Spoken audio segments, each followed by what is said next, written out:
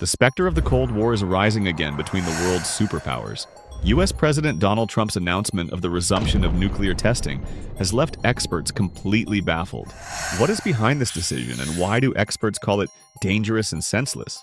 On Thursday, October 30th, President Trump posted on the social network Truth Social. Due to the testing programs of other countries, I have instructed the Department of War to begin testing our nuclear weapons on an equal basis. This process will begin immediately, wrote the American leader. The statement attracted considerable attention. The U.S. has not conducted nuclear tests since 1992, and this was seen as part of a global moratorium adhered to by many countries.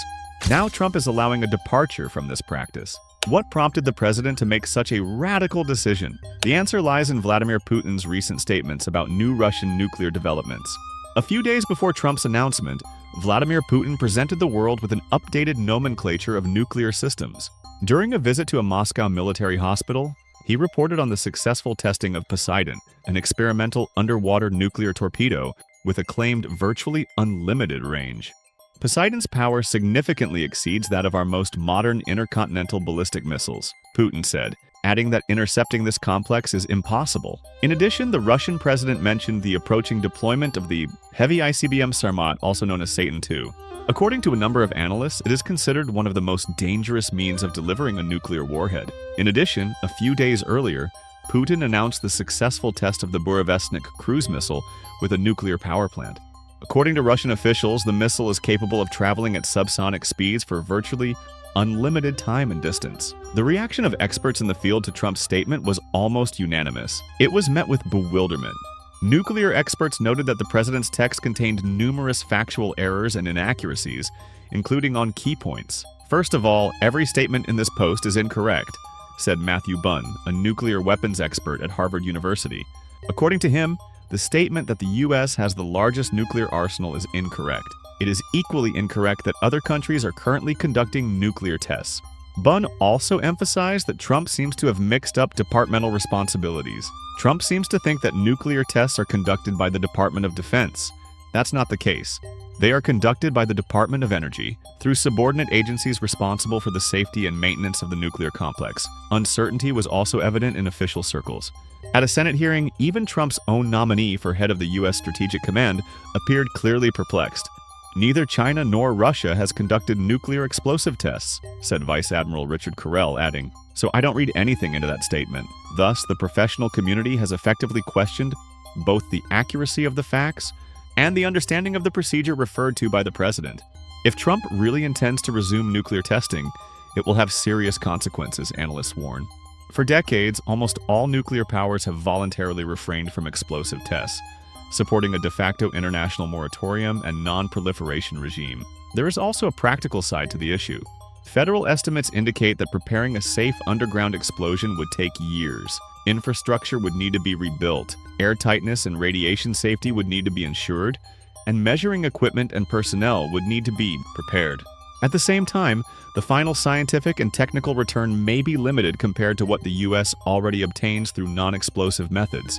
The fact is that the United States systematically tests elements of its nuclear complex without resorting to full-scale explosions, through modeling, high-energy experiments, and subcritical tests. Thanks to this program, the U.S. is considered to have a unique scientific and technical base and volume of data. That is why many experts doubt that resuming explosive tests would provide significant benefits comparable to the political and technological costs. Critics warn that if Trump does launch a new wave of nuclear tests, it will give other countries with ambitions in this area a convenient excuse to accelerate their own programs and close the gap with the U.S. The country that will benefit the most is China, says Matthew Bunn.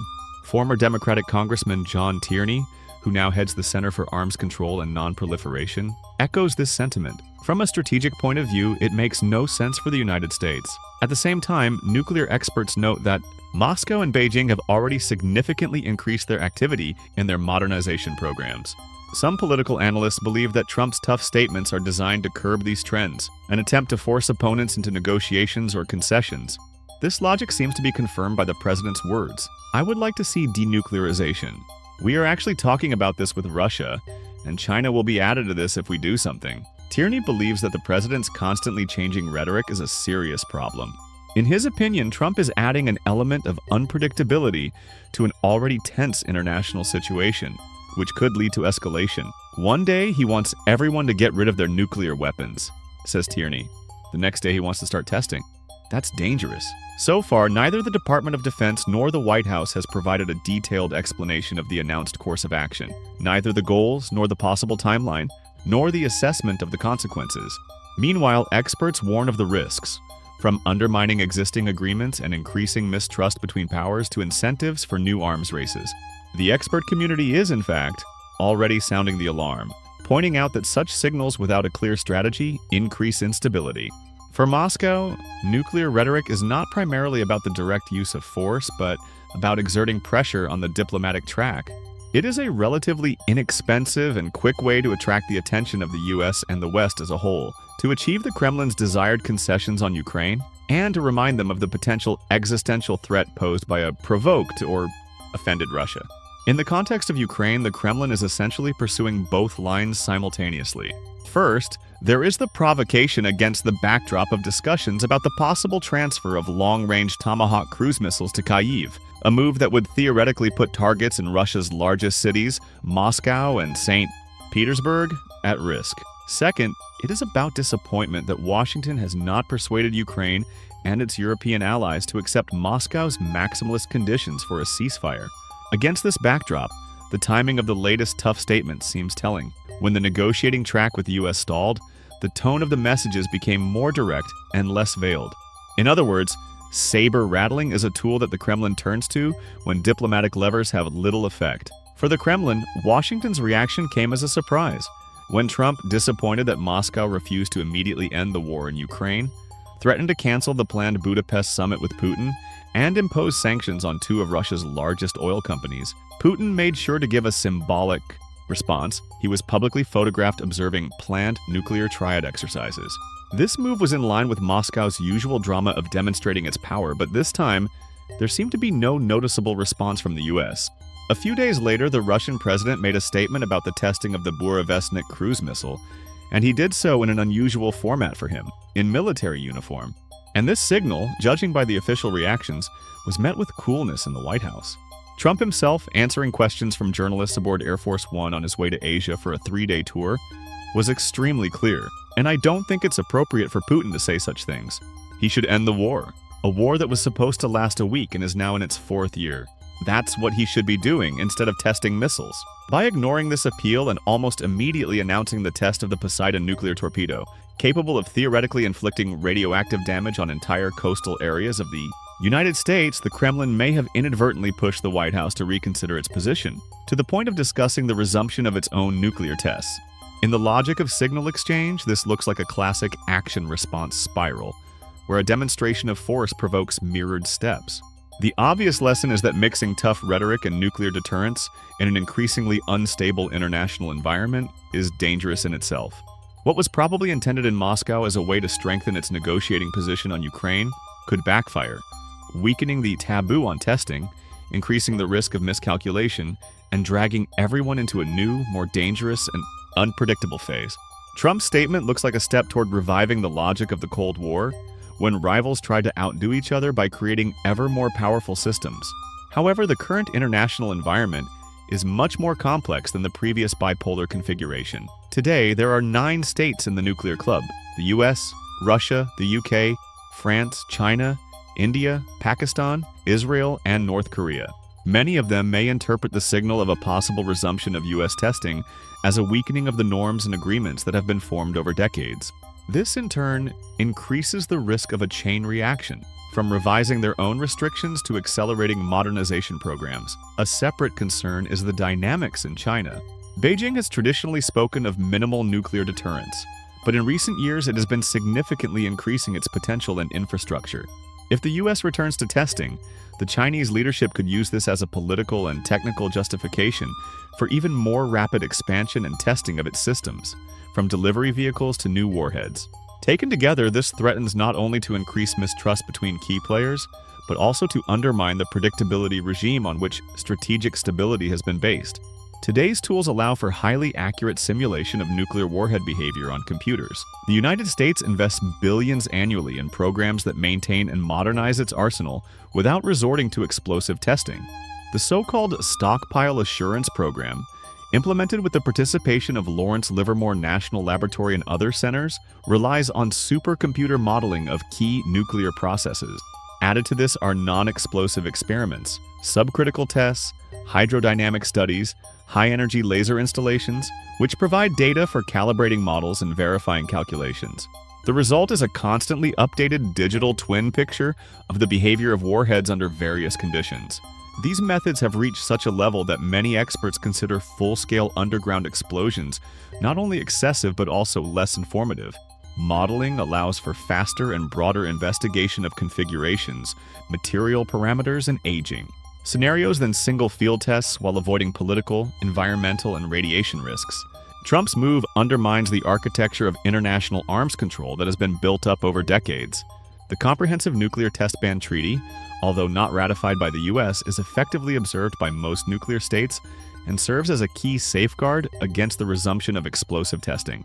Any departure by Washington from this practice would signal that unspoken norms are no longer considered binding. The bilateral track appears to be equally vulnerable. The New START Treaty limits the number of deployed strategic warheads in the U.S. and Russia to 1 the 50 and sets ceilings for delivery vehicles, as well as verification and data exchange procedures. It expires in February 2026. Against the backdrop of intensifying confrontation and mutual claims, it is unclear whether the agreement will be extended or replaced, and right now, any steps that undermine trust make future negotiations even more difficult. Resuming explosive testing will require enormous financial and organizational resources. Although the Nevada test site is maintained in a test-ready state, actually conducting a full-scale underground explosion would take more than a year of work. Infrastructure would need to be restored and tested, complex engineering, geological, and radiation safety procedures would need to be carried out, and measuring complexes and trained personnel would need to be prepared. All this is estimated to cost billions of dollars and take years to complete. There is a clear alternative to such costs. The money needed to organize the test could be spent on modernizing existing systems, developing digital modeling and non-explosive experiments, or other national security priorities, from cyber defense to strengthening missile defense. Many analysts believe that, in terms of return on investment, large-scale explosive tests are unlikely to pay for themselves. They will require significant funds and will have limited scientific and practical value compared to what can be achieved with modern methods. In addition, the financial and image costs are difficult to separate from the political consequences. Resuming testing could provoke an international reaction, sanctions pressure, and increased costs for diplomatic resolution of the consequences. For this reason, many experts believe that spending money on full-scale testing, when more economical and informative tools are available, is an inefficient use of taxpayer resources. Public opinion polls consistently show that most Americans support reducing nuclear arsenals and strengthening arms control regimes, rather than expanding them. Therefore, the announcement of a possible resumption of testing could face serious public resistance, especially from the younger generation, who have grown up in an environment where nuclear explosions have long been a part of history rather than reality. Environmental concerns are also being actively voiced. Representatives of environmental organizations warn that even modern underground tests, conducted with a high degree of protection, pose risks to the environment. Underground explosions can cause microseismic vibrations, disrupt geological structures, and, in the long term, lead to leaks of radioactive substances. In addition, the work involved in preparing the test site, drilling, creating underground mines, transporting materials, places a burden on the ecosystem and increases the risk of groundwater contamination. Taken together, these factors form a strong internal barrier against the idea of resuming testing, political, social, and moral. Many experts believe that such a move would contradict both public expectations and the global trend toward reducing the role of nuclear weapons in world politics. Trump's announcement of the resumption of nuclear testing puts the world at a dangerous crossroads. Experts are unanimous in their opinion. This decision will not bring any strategic advantages to the U.S., but could trigger a new global arms race. At a time when humanity faces many common challenges, from climate change to pandemics, a return to the logic of mutual nuclear deterrence seems anachronistic. But the political reality is that the personal ambitions of leaders and geopolitical calculations often trump common sense.